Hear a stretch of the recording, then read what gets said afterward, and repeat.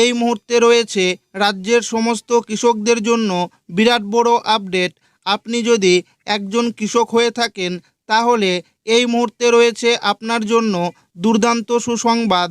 ইতিমধ্যেই কৃষক বন্ধু প্রকল্পের অফিসিয়াল ওয়েবসাইটে আপডেট আসা শুরু হয়ে গেছে।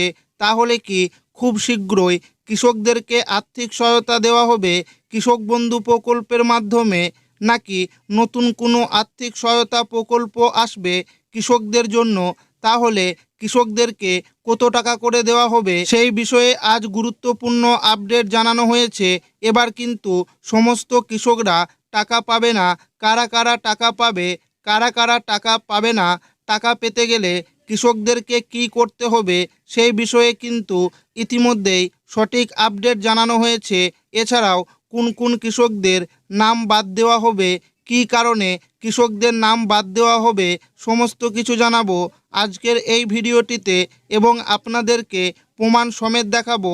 তাই ভিডিওটি প্রথম থেকে শেষ পর্যন্ত দেখবেন এবং আপনি কোন জেলা থেকে দেখছেন অবশ্যই কমেন্টে লিখে জানাবেন। অনেক কৃষকদের নাম বাদ দেওয়া হচ্ছে। নতুন ওয়েবসাইটে পরিবর্তন আসলো। পশ্চিমবঙ্গে নতুন সরকার গঠনের পর থেকেই বিভিন্ন সরকারি প্রকল্প নিয়ে সাধারণ মানুষের মধ্যে নতুন করে আলোচনা শুরু হয়েছে। মুখ্যমন্ত্রী শুভেন্দু অধিকারী দায়িত্ব গ্রহণের পর 11ই মে এক সরকারি সভায় জানিয়েছিলেন যে আগের সরকারের কোনো সামাজিক প্রকল্প বন্ধ করা হবে না, তবে প্রয়োজন অনুযায়ী প্রকল্পগুলির নাম পরিবর্তন করা হতে পারে এবং আর্থিক সহায়তার পরিমাণও বৃদ্ধি করা হতে পারে। সেই সঙ্গে বিভিন্ন সরকারি ওয়েবসাইটে পরিবর্তন ও আপডেটের কাজ শুরু হয়েছে। ইতিমধ্যেই একাধিক সরকারি ওয়েবসাইটে পুরনো লোগোর পরিবর্তে নতুন লোগো সংযোজনের কাজ চলছে।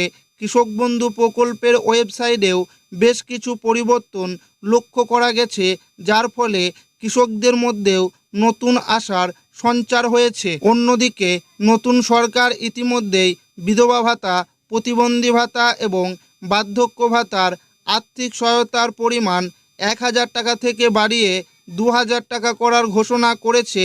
1 জুন থেকেই নতুন হারে অর্থ প্রদানের প্রক্রিয়া শুরু হয়েছে বলে জানা যাচ্ছে। সূত্রের খবর, কৃষক বন্ধু প্রকল্পের অর্থ জুন মাস থেকেই প্রদান করা হতে পারে। সাধারণত খরিফ মরশুমের জন্য এপ্রিল থেকে সেপ্টেম্বরের মধ্যে প্রথম কিস্তির টাকা দেওয়া হয়ে থাকে। এছাড়াও জানা যাচ্ছে কৃষক বন্ধু প্রকল্পের পুরনো উপভোক্তাদের তথ্য ব্যবহার করেই নতুনভাবে অর্থ প্রদান করা হতে পারে। ফলে পুরনো উপভোক্তাদের নতুন করে আবেদন করার প্রয়োজন নাও হতে পারে। তবে নতুন আবেদনকারীদের জন্য অনলাইন ও অফলাইন উভয় ব্যবস্থাই চালু রাখা হতে পারে। খুব শীঘ্রই সরকারি ওয়েবসাইটে নতুন আবেদন গ্রহণের সুবিধা যুক্ত হওয়ার সম্ভাবনার কথাও শোনা যাচ্ছে। তবে অন্নপূর্ণা ভাণ্ডার প্রকল্পের ক্ষেত্রে প্রথমে পুরনো তথ্য ব্যবহার করে সুবিধা দেওয়ার কথা বলা হলেও পরবর্তীতে নতুন করে তথ্য যাচাই ও আবেদন প্রক্রিয়া শুরু হয়েছে। সেই অভিজ্ঞতার ভিত্তিতে অনেকেই মনে করছেন কৃষক বন্ধু প্রকল্পের ক্ষেত্রেও নতুন করে তথ্য যাচাই বা আবেদন প্রক্রিয়া চালু হতে পারে। কারণ যাচাই বাছাইয়ের সময় এমন কিছু নাম পাওয়া যেতে পারে যারা প্রকল্পের প্রকৃত যোগ্য না হয়েও আগে সুবিধা পেয়েছেন। যদিও এ বিষয়ে এখনও পর্যন্ত কোনো সরকারি বিজ্ঞপ্তি প্রকাশিত হয়নি। রাজ্যের নতুন সরকারের প্রথম পূর্ণাঙ্গ বাজেট আগামী 22 জুন বিধানসভায় পেশ করা হবে। মুখ্যমন্ত্রী নিজেই এই তারিখ ঘোষণা করেছেন। নিয়ম অনুযায়ী 18ই জুন রাজ্যপালের ভাষণের মাধ্যমে বাজেট অধিবেশন শুরু হবে। কৃষকদের একাংশের ধারণা, কৃষকদের জন্য নতুন কোনো আর্থিক সহায়তা বা কৃষক বন্ধু প্রকল্পের পরিবর্তন সংক্রান্ত ঘোষণা এই বাজেটেই আসতে পারে। আবার অনেকের মতে বাজেটের আগেও সরকার কোনো ঘোষণা করতে পারে। সূত্র মারফত আরও জানা যাচ্ছে যে বাংলা শস্য বীমা প্রকল্পের পরিবর্তে প্রধানমন্ত্রী ফসল বীমা যোজনার আওতায় কৃষকদের আনা হতে পারে। একই সঙ্গে কৃষক বন্ধু প্রকল্পের আর্থিক সহায়তার পরিমাণ বৃদ্ধির বিষয়েও আলোচনা চলছে বলে বিভিন্ন মহলে জল্পনা রয়েছে। কেউ কেউ মনে করছেন বর্তমান 10,000 ও 4,000 টাকার পরিবর্তে তা যথাক্রমে 12,000 ও 6,000 টাকা করা হতে পারে।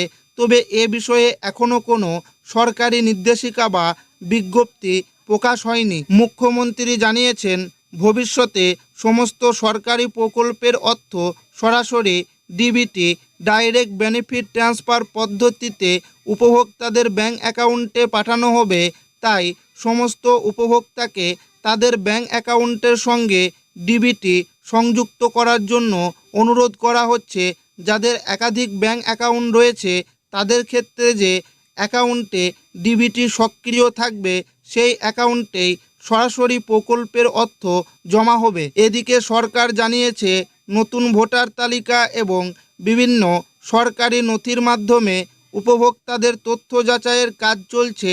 যাদের তথ্য সঠিক এবং যারা প্রকল্পের যোগ্য তারাই ভবিষ্যতে সরকারি সুবিধা পাবেন। একই সঙ্গে মৃত উপভোক্তাদের নামও তালিকা থেকে বাদ দেওয়া হবে বলে সরকার জানিয়েছে।